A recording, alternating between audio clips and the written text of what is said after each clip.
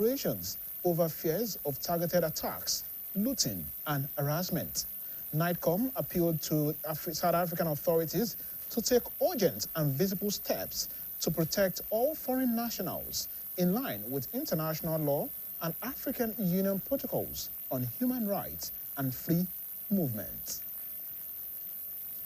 In a related development, the National Association of Nigerian Students, NANS, has issued an urgent appeal to the federal government calling for immediate intervention to ensure the safety of Nigerian students in South Africa amid rising xenophobic tensions.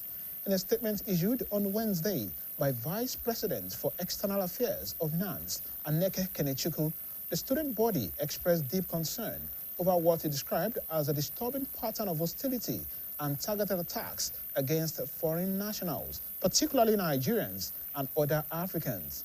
The group warned that the situation poses serious threats to lives and undermines the principles of African unity and cooperation. NANS called on the federal government to take swift diplomatic action by engaging the South African authorities to secure firm guarantees for the safety of citizens, especially students. The association also urged the activation of diplomatic mechanisms to closely monitor development and ensure that those responsible for xenophobic violence are brought to justice.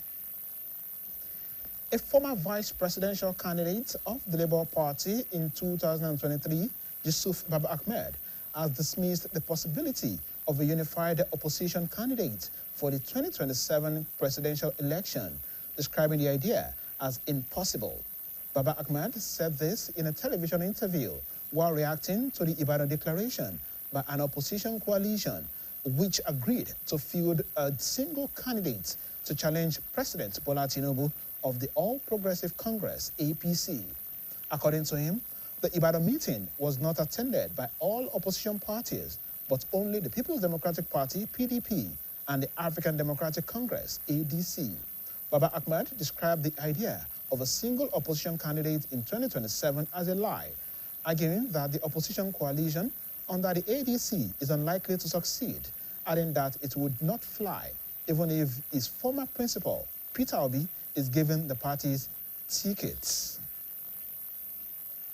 Meanwhile, presidential candidate of the Labour Party in the 2023 general election and former governor of Anambra State, Peter Obi, has paid a visit to the Oyo State Governor, Engineer Seyi Makinde, describing it as a move to strengthen ongoing efforts towards a coalition of opposition parties ahead of the 2027 general election.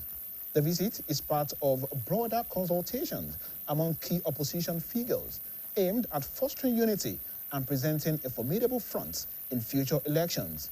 Details of the visit are presented by the Governor's Office correspondent, Olalekan Suleiman.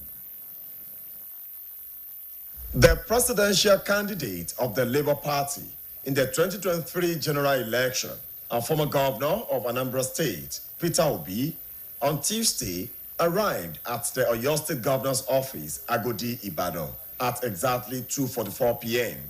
He was accompanied by former governor of Imo State, Achike Udenwa, and Senator Ben Obi, among other associates. The delegation was received by the Oyo State Governor, Engineer Seyi Makinde, after which they proceeded into a closed-door meeting. Briefing journalists after the meeting, Mr. Obi said the visit was part of ongoing consultation with Governor Seyi Makinde to advance discussions on proposed political coalition aimed at transforming the nation's fortunes. He noted that the initiative is focused on repositioning the country's economy from a consumption-driven model to one anchored on production.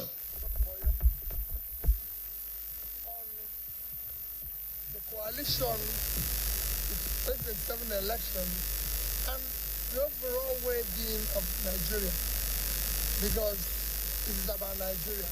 How do we build a better Nigeria? How we can build a better Nigeria, a Nigeria where we will all be proud to say it is our country, a Nigeria where a child of nobody can be somebody without knowing anybody, a better Nigeria, and a more united, secure, progressive Nigeria where we are going to move the country from consumption to production and get our people employed.